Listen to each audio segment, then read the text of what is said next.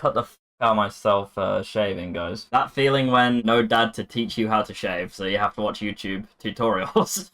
One of my biggest vices in life was the fact that I used to be addicted to video games. For 15 years, I was addicted to them. For 15 years, I would base my entire existence and my happiness on video games. I would run home from school to play video games. I would miss out on life to play video games. For 15 years. My lifestyle was horrendous. My sleep was terrible. My eating habits were terrible. My hygiene was terrible. I didn't care about myself. I was too busy caring about my in-game characters rather than my actual character. After 15 years, at the start of this year, 2022, my New Year's resolution was to never play a video game again. I'm not going to be like stupid with it though, obviously. If I'm like around a friend's house and they're playing a game, I'm not going to be like, no guys, don't pass me the controller, because otherwise my life will be over, I'll be addicted again. Like, I'm not a literal heroin addict, but general rule of thumb, I am never in my life, in my free time, going to use my time by playing a game. I did that at the start of the year. We are now 8 months into the year, and I have not touched a second of any video game. I, for one, am incredibly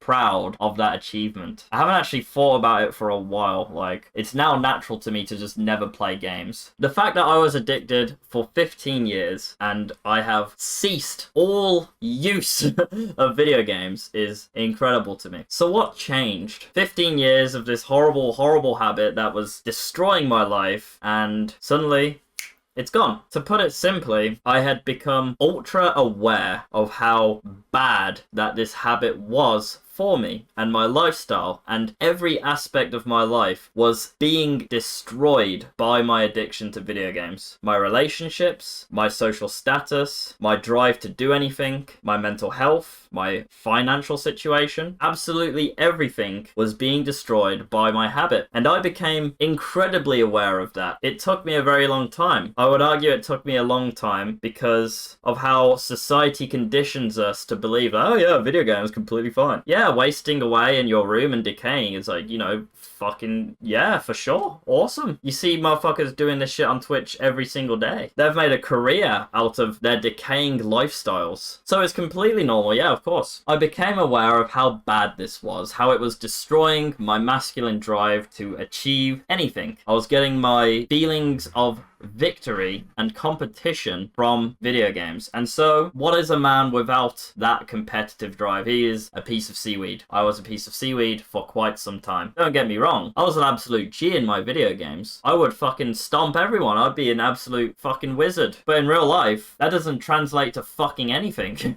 And guess where it matters most, man? Like, real life? Fucking A. No shit. So I was a fucking bum. I was a piece of seaweed. I had nothing. But at least my GTA character was level 400. Like, oh, wow, incredible. So, what is it that will keep you stuck in place in life if you do not possess it? It very well could be awareness. Now, my video game example, you would listen to me telling that story and you'd think, how the hell did you not realize that it was a problem? It seems pretty obvious. Like, yeah, dude, you're spending all of your time playing video games. You're not doing anything else. Of course, it's going to destroy your life. It's strange when you are addicted to something like that, you cope. It's very easy to cope. To an alcoholic, they don't have a problem. To a heroin addict, they don't have a problem. They could quit anytime. Our brains are incredibly powerful with doing that. However, my example is obviously very easy to point out. But what things in your life, what habits, what mannerisms, what way of thinking do you have which is holding you back, which is a weakness? It's holding you in place. It's like a rubber band. You're walking forward with a rubber band around you, and this rubber band, it snaps you right back. Do you have the awareness of what is actually holding you back? Because I surprise myself to this day. I learn so many new things about myself. In Thailand, I realized just how self-destructive my thought patterns can be for myself. Before, if you had asked me, like, oh yeah, what sort of like thinking thing do you do for yourself, Sam? I would say I'm a generally very positive person, but being in Thailand, it made me realize how defeatist and negative I am towards myself, which is insane, because towards everyone else, I'm the complete opposite. But my brain, when AFK, when I'm in an uncomfortable scenario, it will self-destruct. That's an enormous weakness, which I was not aware of. As soon as I became aware of it, I can now work on it, and that's exactly what I've been doing, and I feel like I'm making a lot of progress. The mind is an incredible thing. It will blind you to your flaws, just like how I said, you know, video games, I can stop when I want. Alcohol, I'll stop when I want. It can, like, make you cope so easily with a problem that you have, to the point where it doesn't even feel like it exists. Someone has to point it out to you, and then you will sit there and you'll be like, no, it's not a problem. It's like me with drugs as well. When I was going out quite often, getting absolutely fucking shit-faced on all sorts of stuff, cocaine, ketamine, MDMA, I didn't see it as a problem. I was like, no, this is fine, this is normal. It's fucking not. I only realized it was a problem when Hamza, my brother, pointed it out to me. And the only reason that worked, the only reason I allowed Hamza to influence how I think, is because I value him so highly, which is another really good reason why you guys should have very high value brothers around you to keep you accountable. If you don't have that, introspection is what you need. You need times of deep journaling. You need to, you know, lock yourself away from any and all distractions and look at your wall and think, what am I doing wrong right now? What am I doing right and what am I doing wrong? You need deep thinking blocks, and you also need deep discussions with, again, brothers. All of these will help you identify what your flaws are so you can become aware of them, and once you are aware of them, you can act accordingly. Without awareness, you've got nothing to work with. The first step of moving forward is being aware of the problem and accepting the fact it's a problem. Another problem that arises is people become aware of a problem and then they are lazy and they don't want to fix a problem, so they just accept it in a negative way. For example, this is gonna be, you know, it's gonna piss some people off, but fat people, I'm sorry, you're not beautiful if you're fat. You are unhealthy and you are not nice to look at. A lot of people, a lot of fat people in the modern day have been conditioned to believe by the fucking soy jacks in in BuzzFeed that being fat and being how they are is like, that's great and you should accept who you are. Now, if you cannot do anything about your problem, if you are born without an arm, right, I don't want you to sit there and fucking kill yourself over the fact that you don't have an arm. I don't want you to sit there and think, how can I grow a new arm? Because that's not doable, is it? You play the hand that life has given you and you shut the fuck up, basically. But if you're fat, that's a fucking choice. That is a choice. And of course, you know, some people are more predispositioned to be fat, but that doesn't mean that you can't lose the weight. It just means it's harder. So like, what sort of fucking excuse is that? It's fucking pathetic. Become aware of the problem and accept that it is a problem and change it if you can. If you become aware of the problem and you accept it as the problem and you don't want to improve upon it because you're just lazy, you're fat, you're lazy, then you're a walking L and it's like, yeah, whatever. People will look at you first glance, they'll see that you're fat and they'll be like, you have no respect for yourself, and you'll be treated accordingly. That's just one example. Once again, you can have many flaws and some of them not as visible as being fat. My point is, become aware of it, accept it is a problem and move to fix it. Do not accept it as a problem. If a problem is invisible to you, if you have unexplored trauma or you don't understand yourself, you don't understand the way you think, you can't move forward. You're going to immediately go straight back to that line of thinking. If you're being less calculated, you will always revert back to your default state of thinking. So if you watch a video, for example, you watch a motivational video, you have a very, you know, you feeling, oh my god, I'm gonna smash the gym right now, baby, woo!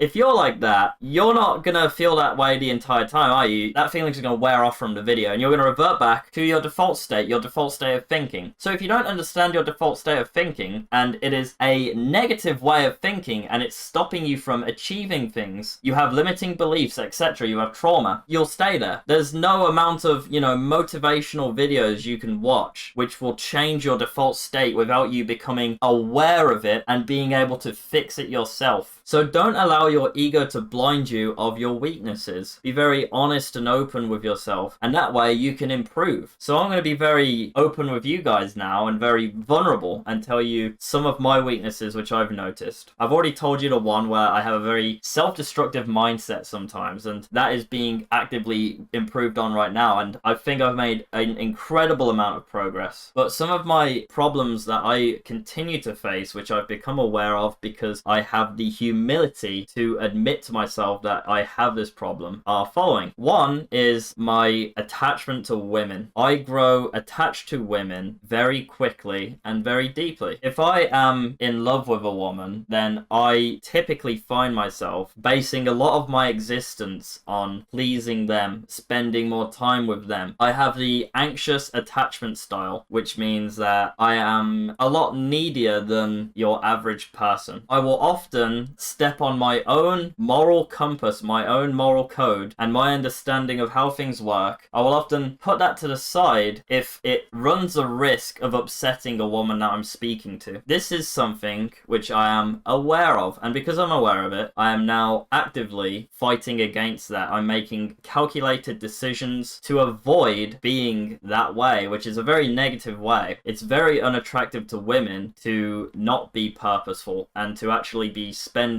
ridiculous amounts of time obsessing over them. Some women will say that that's a good thing. They want a man to, really obsess over them and stuff. Women are biologically coded, let's say, to grow attracted to the man who is purposeful and is providing security, etc. Not the man who is dropping that shit to go and talk to her. So there's that. That's one big weakness I have. If I find myself going AFK, going into, not thinking about things as much and just sort of like going with the flow of things, I find myself slipping into that bad habit of just over texting, over complimenting, overthinking, etc. That's something I'm aware of, and that's something I can now fight against and combat. I can now begin to reprogram my mind to behave in a more healthy way. Number two is I can get quite obsessive over things. So I told you about my video games. I obsessed over them for 15 years. When I started the gym, Hamza advised me to go 7 days a week. And the idea of that was that I wouldn't actually go 7 days a week, but I would set the intention to do that. So if I'm having a day where I feel like not going to the gym, let's say I have 3 days in a week where I don't feel like going to the gym, that means I'm going 4 days a week, which is ideal, optimal. And obviously you would expect someone to have days where they're not feeling like going to the gym, especially because I was a massive pussy. It's like, yeah, I don't have the discipline, so you would have thought I would have days off the gym. However,